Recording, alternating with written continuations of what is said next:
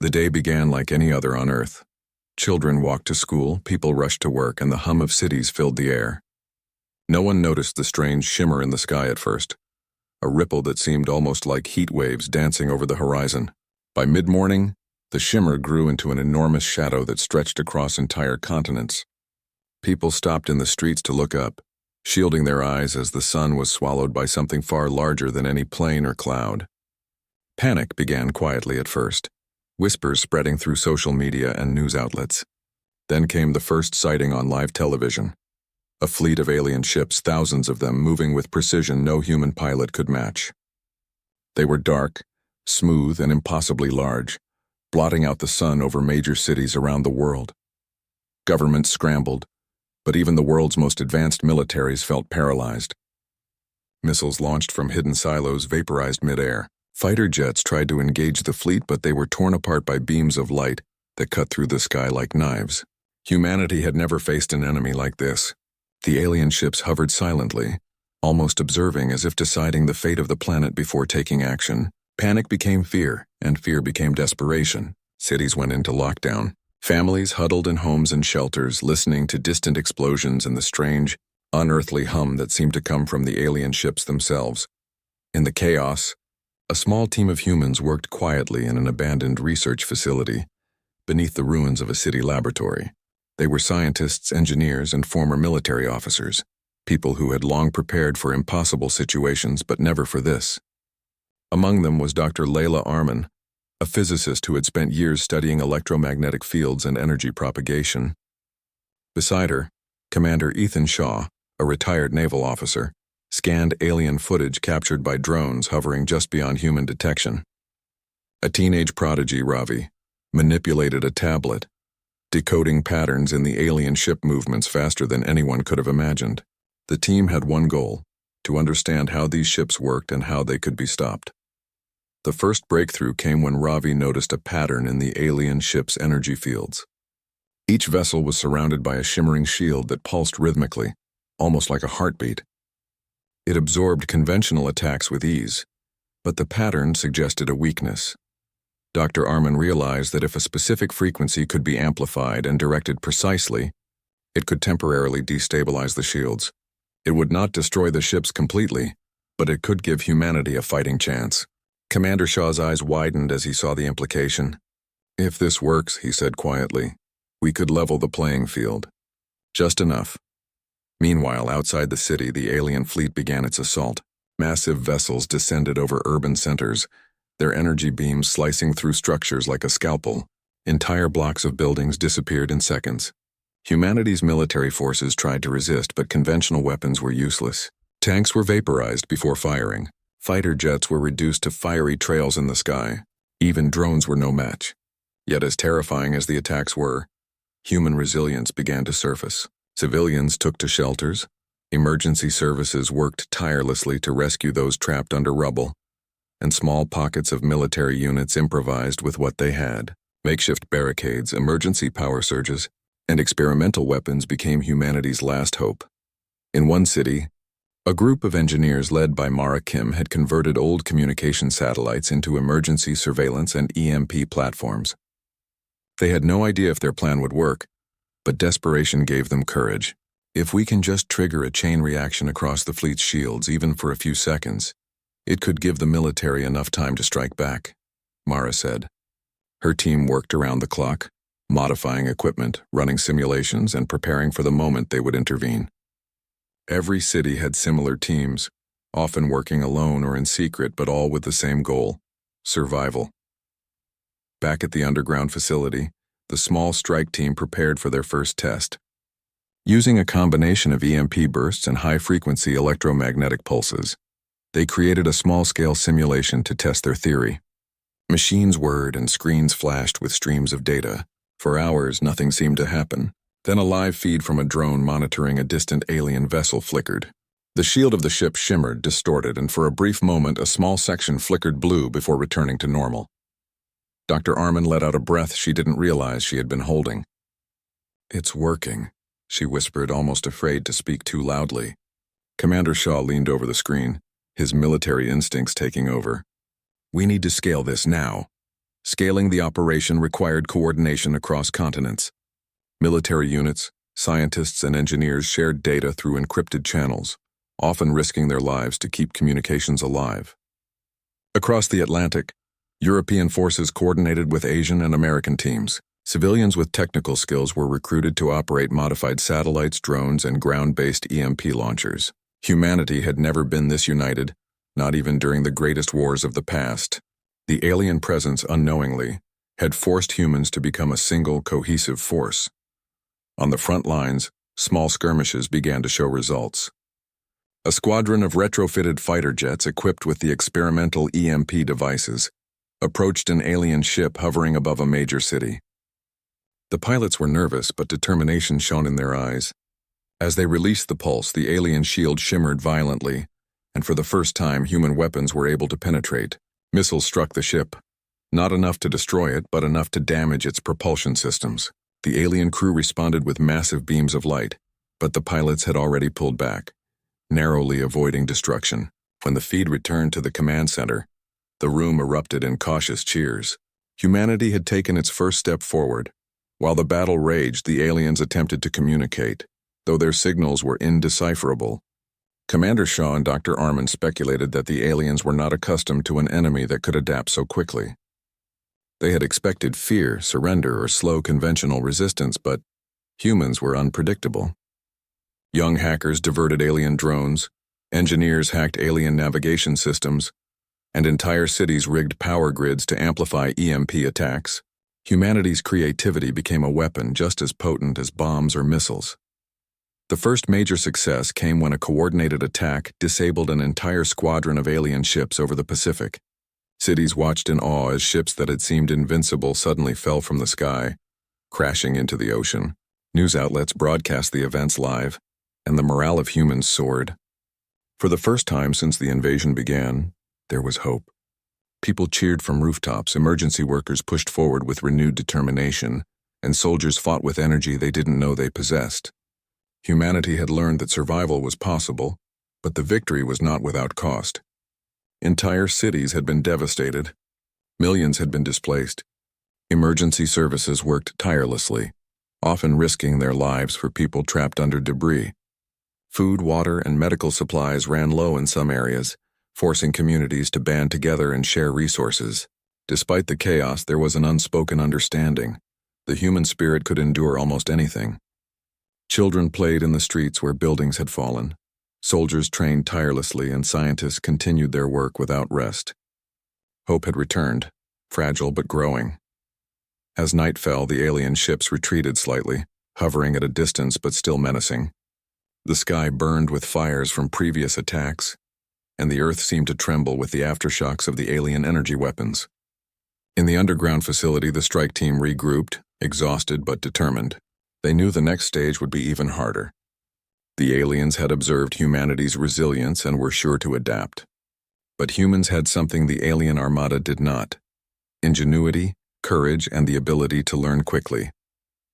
Dr. Armand stared at the cityscape above the facility. Fires reflected in her eyes, but so did the glimmer of hope. "They think they can overwhelm us with power," she said softly. "But we have something they can't calculate. We have each other, and we never give up." Commander Shaw placed a hand on her shoulder, nodding. "Tomorrow we strike harder. Today we survived, and tomorrow we will fight like humans always fight, together no matter the odds." The night passed with careful preparation. Satellites were recalibrated, EMP devices were tested, and soldiers were briefed on the plans for the next day. The alien Armada had underestimated Earth, and humanity was learning quickly how to use that underestimation to its advantage. Across the globe, similar scenes played out. Teams huddled in basements, laboratories, and command centers, each contributing to a planet-wide effort. The alien fleet, vast as it was, had not encountered a species that could adapt so fast, innovate so cleverly, or fight with such unyielding courage. As dawn approached, a sense of calm spread across the world. Though no one was truly at rest, human eyes watched the skies, waiting for the next wave, ready to respond. The first phase of survival was over, but the war had only just begun. Humanity had faced the impossible and taken the first step toward turning the tide. It was a small step, but in the vastness of space, it was a step that would echo across the stars. Humanity was ready to fight. The sun rose over a scarred Earth, painting the sky with a mixture of smoke, ash, and pale light. Cities that had once teemed with life now stood partially destroyed, their streets littered with debris, overturned vehicles, and the remnants of shattered buildings. Yet amid the destruction, humans were preparing to fight back. The first shock of the alien invasion had passed, and now humanity's creativity, courage, and resilience were about to be tested like never before. Commander Ethan Shaw walked through the command center in the heart of the underground facility. Maps and satellite images glowed on the walls, displaying the positions of alien ships hovering over every major continent. The initial attacks had revealed a pattern. The aliens were methodical, precise, and underestimated the human ability to adapt. Shaw's team had spent the night analyzing weaknesses in the alien fleet's shields and propulsion systems. It was clear that if humans could coordinate attacks across multiple locations, even a single fleet of alien ships could be crippled. Dr. Layla Arman worked alongside a group of engineers at a console bristling with wires, lights, and holographic displays. They were preparing a network of electromagnetic pulse devices designed to exploit the aliens' shield vulnerabilities. Satellite relays would amplify the pulses, covering vast areas in a synchronized strike. Across the globe, similar teams were working tirelessly, their movements precise and coordinated despite the chaos surrounding them. From Europe to Asia, Africa to the Americas, humanity was finally acting as one. Above the Pacific Ocean, a squadron of human fighter jets, retrofitted with experimental EMP devices, climbed into the sky. Their pilots were tense, each aware that a single mistake could mean death. Lieutenant Hannah Morales, one of the lead pilots, adjusted her helmet and checked her instruments. "Remember," she said to her squadron, "we are not just fighting for ourselves. Every second we disrupt their shields gives our cities a chance to survive." Her words resonated across the communication network, giving each pilot a sense of purpose beyond fear. The first attack was launched at an alien reconnaissance vessel hovering above the ocean. It was a large, sleek ship with a shield that pulsed like a living heartbeat. As the EMP devices activated, the shield flickered violently. Human missiles streaked through the weakened defenses, striking the vessel.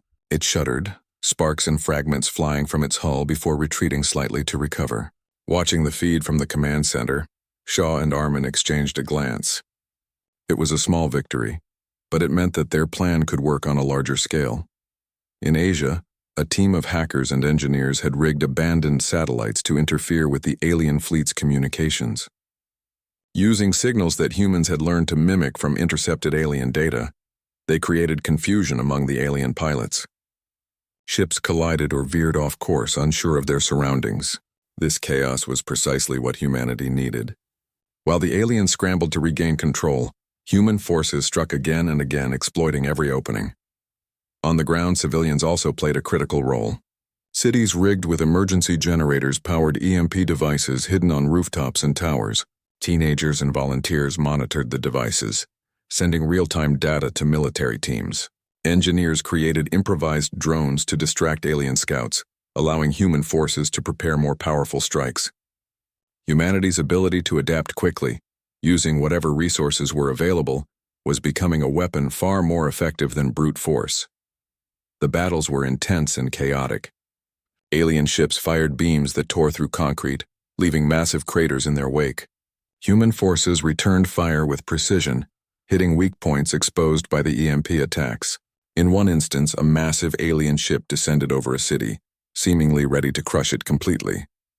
Commander Shaw coordinated a multi-pronged attack. Satellites amplified the EMP devices while fighter jets swooped in from different directions. The alien ship shuddered, sparks flying from its hull before it spun out of control and crashed into the sea. Across the world, similar scenes unfolded. Ships that had seemed invincible fell one by one, their shields unable to withstand the combined ingenuity of humans and technology. News networks broadcast the victories, inspiring hope. For the first time since the invasion began, humanity realized that it could fight back and win. Cities that had prepared for evacuation were now preparing to defend. Engineers continued to innovate, and soldiers fought with renewed determination. Despite the victories, the cost was immense. Entire districts had been leveled, thousands were missing, and the dead lay scattered across streets and fields. Emergency teams worked tirelessly to rescue survivors, often under the threat of alien fire.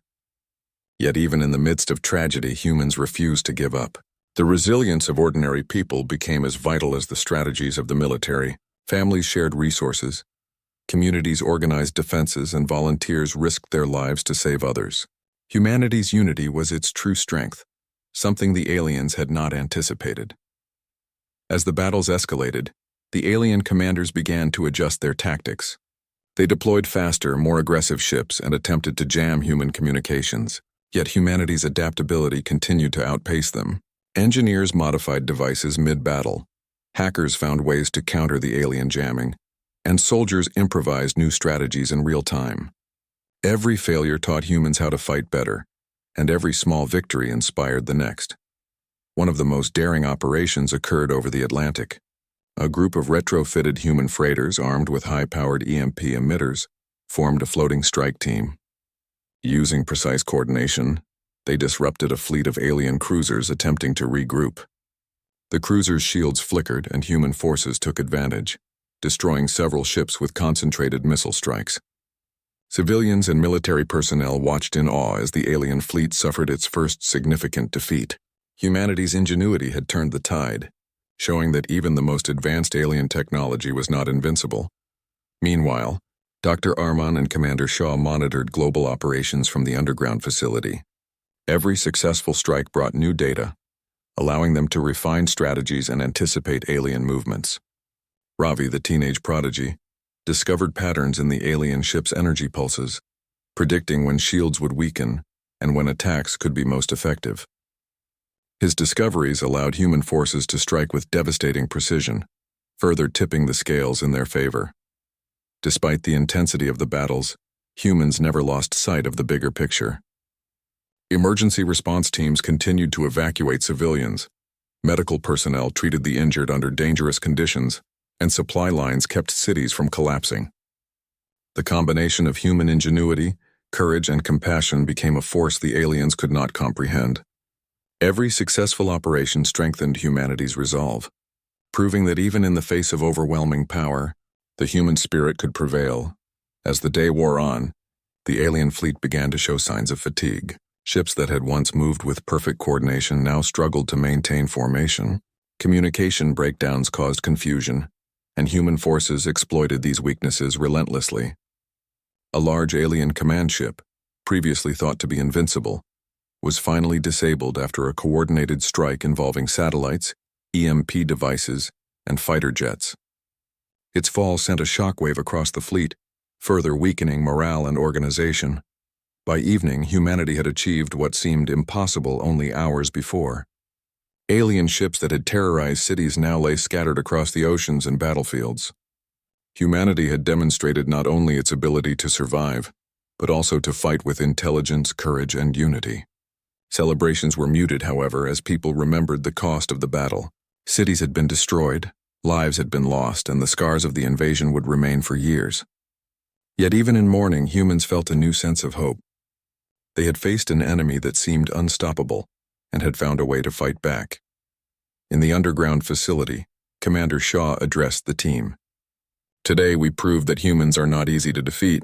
Our enemies expected fear, surrender, or chaos. Instead, they found resistance, ingenuity, and courage. We have shown them that Earth is not theirs to take." Dr. Armon nodded, adding, "And this is only the beginning. We have learned their weaknesses and will continue to adapt. Humanity can survive anything if we work together." Outside cities prepared for the next wave. Emergency teams rebuilt communication networks, civilians repaired barricades, and scientists refined their devices. Across the globe, humanity had transformed. People who once felt powerless now understood their strength, realizing that every individual contribution mattered. Soldiers, engineers, doctors, and ordinary citizens were united by a single purpose: to defend their world no matter the odds. The alien Armada, once confident in its superiority, had been humbled. Its ships were scattered, its coordination disrupted, and its strategy failing. Yet the aliens were far from defeated. Humanity knew the war was not over, and the coming battles would be even more dangerous. Still, Earth's inhabitants were ready. They had learned to fight with intelligence, courage, and unity. the very qualities that made them unpredictable and dangerous to their alien foes. As night fell, the stars shone over a battered burned in the distance, satellites hovered silently, and humans worked tirelessly to The alien fleet had been weakened. Its ships scattered across the oceans and skies, but it was far from defeated. In the command centers across Earth, humans prepared for the final confrontation.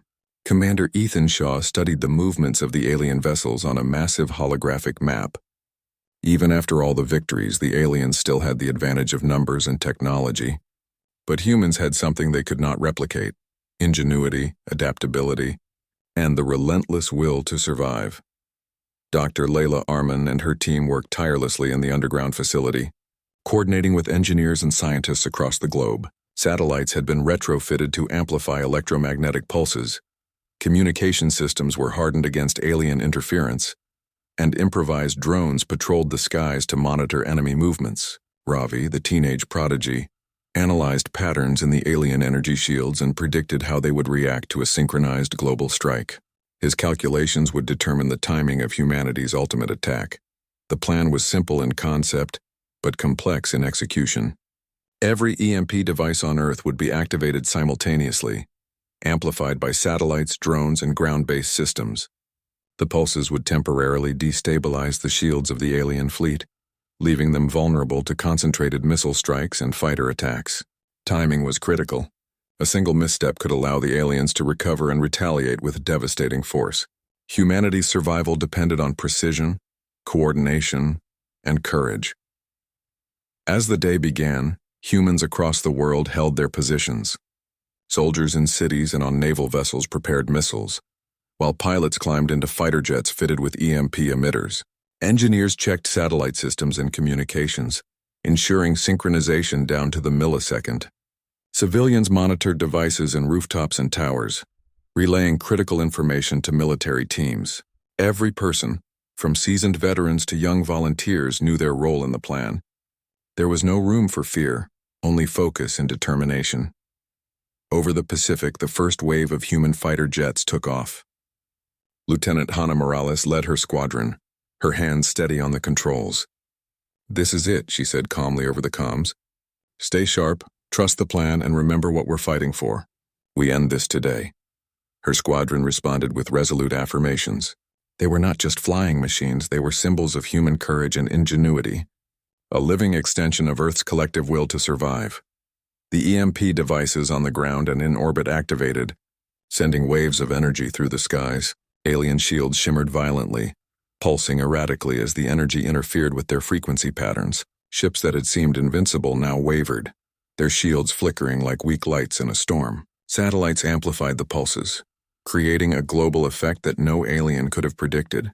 Chaos spread through the alien fleet as their coordination faltered and their communication systems failed. From the command center, Commander Shaw watched the alien ships struggle to maintain formation. "They're destabilized," he said, his voice tense but controlled. "Now strike." Human missiles launched from land, sea, and air, converging on the alien vessels in a precise, devastating strike. Fighters swooped through openings in the shields, delivering calculated attacks that tore through alien hulls. Explosions lit up the skies like fireworks, each one a testament to human ingenuity and courage. In the cities below, people watched the sky with awe and fear. Alien ships that had once seemed invincible were falling one by one, their destruction visible across continents. Civilians cheered, firefighters and emergency workers continued their duties, and soldiers pressed the attack without hesitation. Humanity was united in its purpose, and the effect was overwhelming. Even the most disciplined alien forces struggled to respond to an enemy that had turned adaptation, creativity, and courage into a weapon. The battle raged across the oceans and skies. Alien cruisers attempted to regroup and fire back, but the synchronized human attack left them vulnerable. Satellites provided real-time data to fighter pilots, allowing them to anticipate maneuvers and strike with precision. Ground-based EMP emitters continued to destabilize shields, while drones harassed alien vessels, forcing them to divide their attention. Humanity's strategy was simple in theory but executed with flawless coordination, turning every weakness into an opportunity. In Europe, a massive alien command ship hovered over a city. attempting to coordinate the remaining fleet. Human forces targeted it with everything they had. EMP pulses disrupted its shields. Missiles struck exposed points, and fighter jets engaged in daring maneuvers to maximize damage. The command ship shuddered, sparks flying from its hull before finally collapsing into the ocean below. Its fall sent shockwaves across the alien fleet, further weakening morale and creating openings for the final strike. Dr. Armin and Ravi monitored the patterns closely, guiding forces across the globe. "Focus on the clusters," Dr. Armin instructed. "Their shields are weakest where they group together. We take them out first and the rest will follow." Ravi calculated precise timings for each attack, ensuring that no ship could recover before the next wave hit. Human coordination was flawless, a global network of strategy, science, and courage that no alien force could overcome. As the day progressed, alien ships began to fall at an alarming rate. One by one, vessels that had terrorized cities and oceans were destroyed. The fleet, once vast and seemingly invincible, was now scattered and vulnerable. Communications between alien commanders broke down completely, leaving their forces disorganized and easy targets. Humanity's ingenuity had turned the tide completely, and the planet's defenders pressed forward with relentless determination. The final phase of the attack focused on the remaining alien battleships, massive vessels that had survived the initial strikes. Earth's forces coordinated a massive all-out assault. Satellites amplified EMP pulses, fighter jets engaged in high-speed attacks, and missiles launched in synchronized waves. The battleship's shields flickered and collapsed, their defenses crumbling under the pressure of a united human strike. Explosions rocked the skies, sending shards of alien metal plummeting into the oceans and forests below. Civilians across the world watched as the last alien ships attempted a desperate retreat. Humanity had anticipated this, and a final coordinated strike cut off their escape routes. EMP pulses destabilized the remaining shields, and missiles struck with surgical precision. Alien vessels erupted in fiery explosions, lighting up the horizon like a spectacular display. The alien Armada, once a terrifying and unstoppable force, was obliterated. Earth had survived. Humanity had won. In the aftermath, cities celebrated cautiously, mindful of the lives lost and the destruction suffered. Streets were filled with cheers, hugs, and tears as people realized the scope of their victory. Emergency workers continued their vital work, rescuing survivors and rebuilding critical infrastructure. Scientists and engineers documented every lesson learned, ensuring that Earth would be prepared for any future threats. Humanity's courage, ingenuity, and unity had triumphed over overwhelming odds. Commander Shaw walked among the people, seeing faces filled with relief and pride. "This is what happens when we work together," he said quietly, "when we refuse to give up." Today, Earth has proven that humans are a force no one should underestimate. Dr. Armin stood beside him, nodding. "We've shown the universe that intelligence, courage, and unity can overcome even the most advanced technology. Humanity will survive because we adapt, we fight, and we never surrender." As night fell, Earth's people looked to the sky, now clear of alien threats. Satellites orbited silently, monitoring the planet while cities rebuilt from the devastation. The battle had been won, but the memory of what humans had endured would remain for generations. Stories of courage, ingenuity, and unity spread across the world, inspiring hope and determination. Humanity had faced annihilation and emerged victorious. In the underground facility, Dr. Armin, Commander Shaw, and Ravi reviewed the final reports from every corner of the planet. The alien fleet was gone, their ships destroyed or disabled beyond repair. Humanity had not only survived but had demonstrated the power of creativity, courage, and unity. The world had changed forever, and humans understood the value of preparation, cooperation, and determination. Across the globe, people celebrated quietly and safely. Families reunited, soldiers returned home, and emergency teams continued their work. Children played once again in the streets, schools reopened, and cities slowly came back to life. Humanity had proven that even against overwhelming odds it could rise, adapt, and endure. The alien Armada had been obliterated, but the lessons learned would shape Earth's future. Commander Shaw looked at the stars one last time before heading home. "They thought we were weak," he said softly. "They thought fear would control us. But we fought, we learned, and we survived. We are humans. We never give up." Dr. Armin smiled, adding, And we will continue to grow stronger. Today was victory, but tomorrow we prepare for whatever comes next. Humanity will as dawn broke on a new day, Earth stood united. The alien threat had been destroyed, but humanity's spirit remained vigilant, ready for the next challenge.